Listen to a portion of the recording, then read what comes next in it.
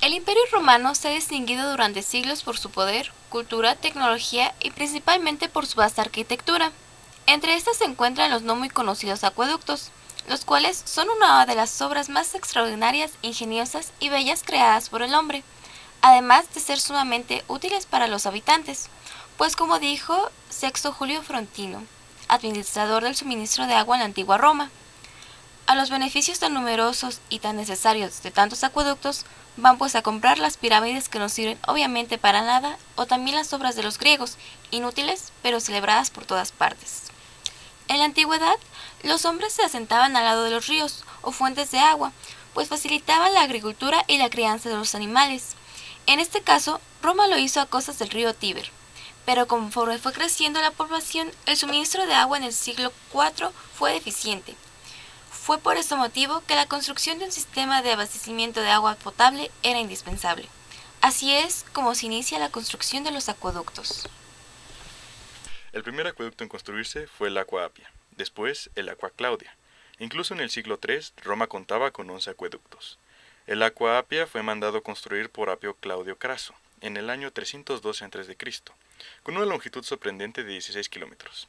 Posteriormente, el Aqua Claudia, construido unos años después por el mismo emperador, medía 66 kilómetros con 10 kilómetros de arquerías, las cuales alcanzaban los 27 metros de alto.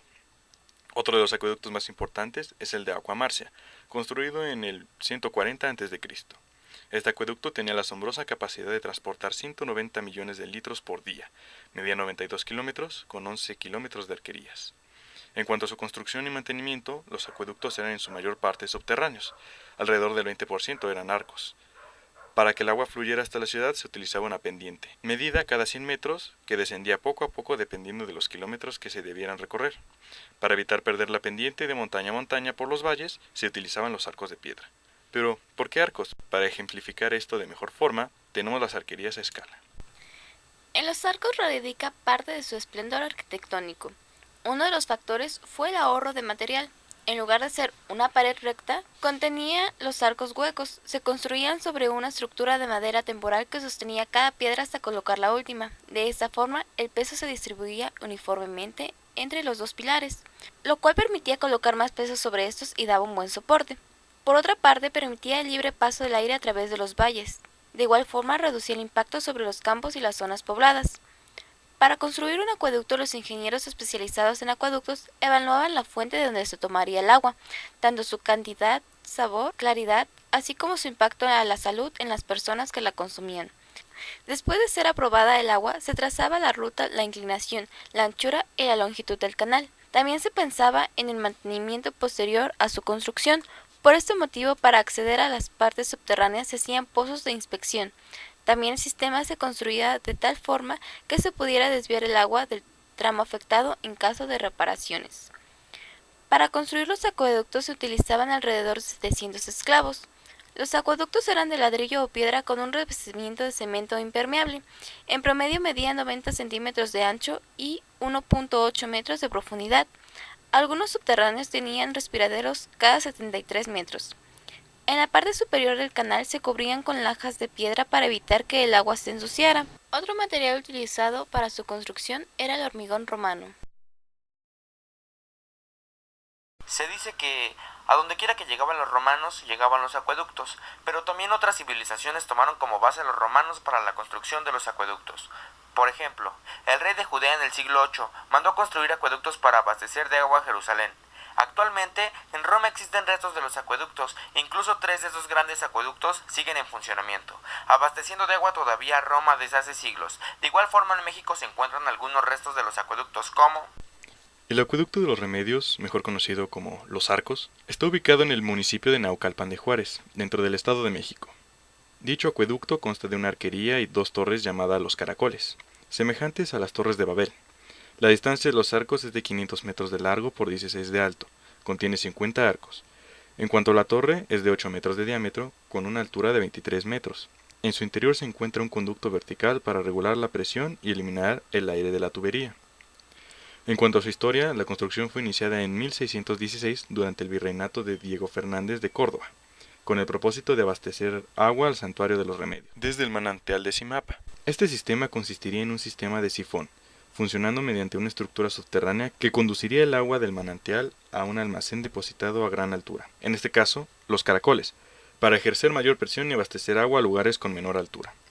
Lamentablemente este proyecto se abandonó por las condiciones geográficas, puesto que existe una mayor altura en los Remedios que en el manantial de Simapa, haciendo imposible el flujo de agua por acción de la gravedad. Más de 100 años después, el ingeniero del rey, Ricardo Aymer, y el maestro mayor de arquitectura, Ildefonso Iniesta, tuvieron la idea de construir un sistema de arquerías, las cuales tendrían una altura tal que fuera posible el paso de corriente por acción de la gravedad. La construcción fue iniciada en mayo de 1765 y terminada en diciembre del mismo año, debido a que por errores de cálculos, los arcos no contaron con la suficiente altura para producir dicho fenómeno. El costo de la construcción total en ese tiempo, de 15,000 pesos, resultando en una total pérdida y quedando el vestigio de este gran intento arquitectónico. El acueducto de Chapultepec fue el primer acueducto construido en la Ciudad de México. De ahí radica su importancia histórica y cultural. Se originó mediante una consulta hecha en 1466 a Netzahualcóyotl para proporcionar a la ciudad agua. Por lo tanto, el Tlatoani, con sus habilidades, diseñó un acueducto Auchpango, que significa acueducto de 2 vías. Estos acueductos recorrían los manantiales del bosque de Chapultepec, diseñado con el propósito de que si un acueducto llegaba a dañarse, existía otro de respaldo para mantener a la ciudad con agua. Al término de su construcción, el acueducto recorría un total de 4 kilómetros desde Chapultepec hasta Salto de Agua. Era tan esencial la presencia de agua a través de los acueductos que el conquistador Hernán Cortés destruyó parte del acueducto, limitando el suministro de agua potable y afianzando 904 arcos en su conquista. Posteriormente, en 1711, se ordenó la reconstrucción de los arcos, pero en esta ocasión llevaba agua a la gente de escasos recursos. Por eso también es conocido como Arcos de Belén.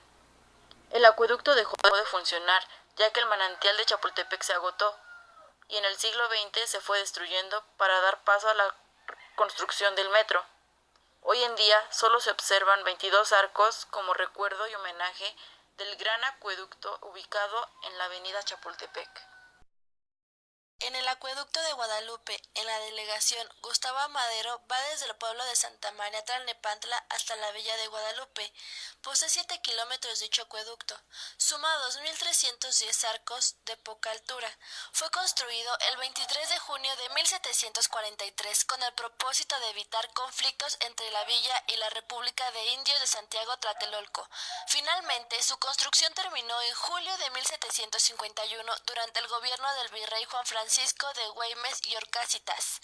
Como dato interesante, José María Morelos, en diciembre de 1815, tras ser conducido preso hacia Ecatepec para ser ejecutado, le fue otorgado el permiso de parar en la villa de Guadalupe, donde tomó agua del acueducto.